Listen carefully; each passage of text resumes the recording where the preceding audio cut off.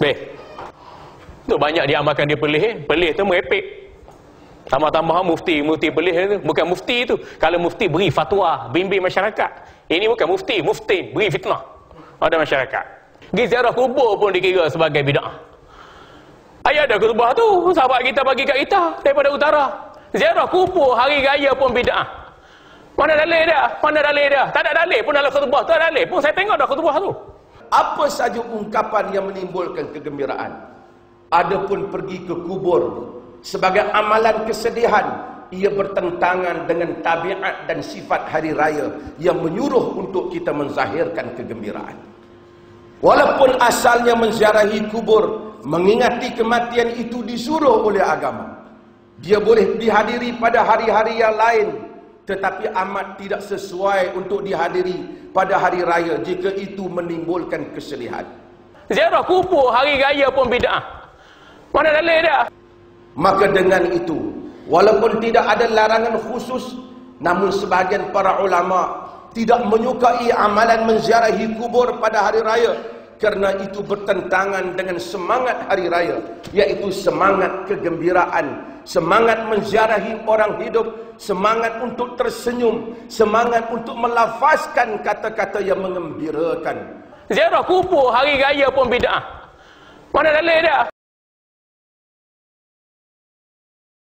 Sebab tu saya bagi contoh kan, baru-baru ni di Malaysia tersebar, ada orang kata begini, dia kata tengok Syekh Al-Albani. Ini Syekh Muhammad Nasiruddin Albani yang telah meninggal dunia mendakwa. Dia kata apabila isteri Nabi SAW setelah kewafatan Rasulullah, isteri Nabi berasa sunyi. Isteri Nabi SAW yang ditinggalkan baginda SAW, mereka kesunyian. Lalu dia kata beginilah, orang tu kata, Al-Albani kata bila isteri Nabi berasa sunyi, biarkan kalau mereka nak bermesra dengan lelaki lain. Dan untuk nak berkahwin, mereka tidak dibenarkan, dan dia mendakwa bahawa isteri Nabi yang kesunyian itu boleh bermesra dengan lelaki lain. Wa'iyadzubillah, perkataan yang cukup jahat. Boleh bermesra dengan lelaki lain. Ni Syekh Muhammad Nasiruddin Albani tulis dalam buku dia Silsilah Ahadits At-Taifah juzuk yang ke-6 halaman 26 hingga 35, dia ulas panjang lebar. Dia kata kecenderungan nafsu syahwat isteri Nabi ini hadir sebagai seorang manusia. Dan kalaulah Nabi SAW meninggal dunia dan ada kecenderungan, biarkan isteri Nabi bermesra dengan lelaki lain. Na'udzubillah min zalik. Dia kata Al-Albani sebut begitu. Hakikatnya bila kita buka buku Al-Albani, ini contohlah, Al-Albani kata adapun maksum tidaklah dipanjangkan kepada isteri Nabi. Maksum hanya untuk Rasul. Batu Nabi SAW sebut kepada Aisyah, in kunti aznabti dzamban fastaghfirillah, atau kama qala, kalau kamu buat dosa minta ampun kepada Allah. Al-Albani kata isteri Nabi tidak maksum, tetapi Al-Quran telah mensucikan isteri-isteri Nabi SAW. Mereka tak maksum, tetapi Al-Quran bagi tahu kat kita depa tak berdosa dalam bab zina, tuduhan kepada Aisyah. Innal ladzina ja'u bil ifki usbatun minkum.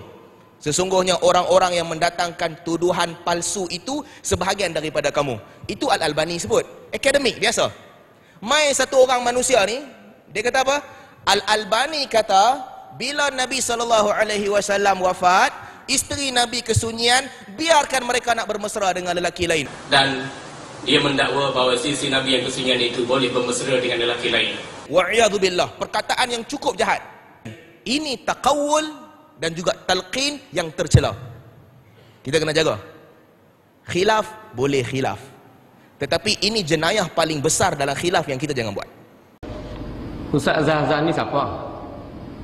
Belajar BA di Jordan ni, bahasa Arab dan sastra Tapi balik buat MA, balik buat PhD, lepas tu nak bercakap tentang ilmu-ilmu agama. Belajar bahasa Arab sastra, mengajar tata bahasa Arab boleh ya, tapi nak mana-mandai tak? Ini yang jadi agama jadi menyeleweng. Bukan ahli, bukan pakar pun, bukan reti pun. Kalau kita balik, kita belajar bahasa Arab sastra, balik Malaysia, kita buat master satu buku je. Saya dah tulis 20 buku tuan-tuan, lebih 20 buku saya tulis. Berapa master saya dapat? Buat PhD, satu buku, satu tajuk kecil ya. Dengan skop penyeliaan 2-3 orang, profesor je.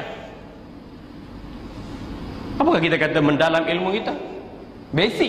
Basic ilmu syariah, basic ilmu akidah tak ada. Lepas tu cakap mengapu. Ni seorang lagi ustaz bodoh. Nama Fathul Bari. Nama comel. Tapi maksud yang salah, perangai yang salah. Macam Dr. Asri Zainal Abidin juga. Ni jahil juga ni. Nama je doktor, profesor, datuk. Tapi bodoh. Dr. Asri pun belajar bahasa Arab dan sastra juga. Bahasa Arab. Sama, lebih kurang Zahzan. Lepas tu balik buat master, buat PhD, ada gelaran doktor.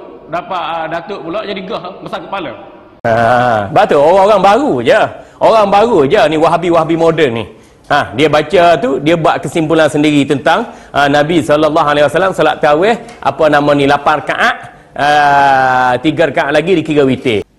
Orang bertanya kepada Aisyah radhiyallahu anha dalam hadis Bukhari, bagaimana salat Nabi pada malam hari di bulan Ramadan?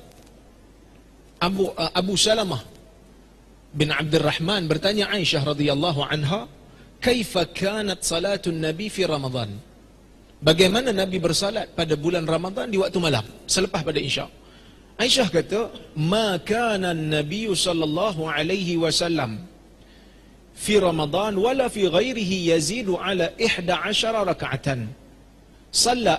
Yusalli arba'an la tas'al an husnihinna wa tulihin. ثم يصلي أربعا لا تسأل عن حسنهن وطولهن ثم يصلي 3. Aisyah kata Nabi tidak pernah salat melebihi. Ada sebab boleh maksud tidak pernah boleh difahami jarang-jarang. Kerana ada riwayat Aisyah lain saya akan sebut kemudian. Aisyah kata Nabi tidak salat pada bulan Ramadan dan selain daripada Ramadan melebihi 11 rakaat. Jadi hak salat tarawih 8 rakaat ni, dia tak dapat pahala tarawih. Tak cukup makna tarawih. Bukan tarawih dari sudut bahasa dan istilah. Bukan tarawih sebagaimana yang diamalkan oleh Nabi sallallahu alaihi wasallam, para sahabat, para tabi'in, para ulama. Ni semayang ikut dia lah. Siapa tu cari 8? Siapa yang kafir? Mu yang kafir. Bukan yang kafir. Mana kafir. Tak kira apa statusnya, maka hukumnya kafir, murtad, keluar daripada Islam. Ni jahil juga ni. Nama je doktor, profesor, datuk, tapi bodoh. Boleh kita panggil mufti anjing. Doktor suruh kita bela anjing, boleh kita panggil doktor anjing. Tu politik anjing. Ustaz-ustaz sokong program apa sentuh anjing. Ustaz anjing. Orang yang anjurkan sentuh anjing, jemaah masjid anjing. Businessman, kau orang kaya, kau sokong program sentuh anjing. Businessman anjing. Kurang ajar punya kapten kapal terbang. Kata mufti boleh balut. Baik mufti balut.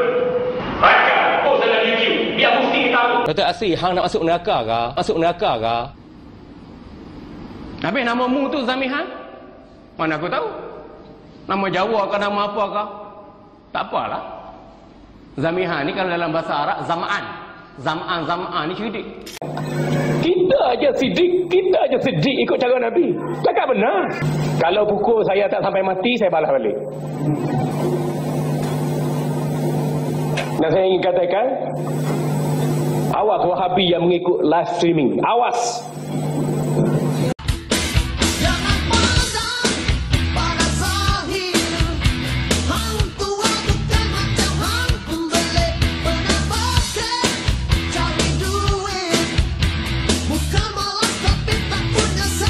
Zamihan ni kalau yakin debat dengan bukti tulis. Ada perang.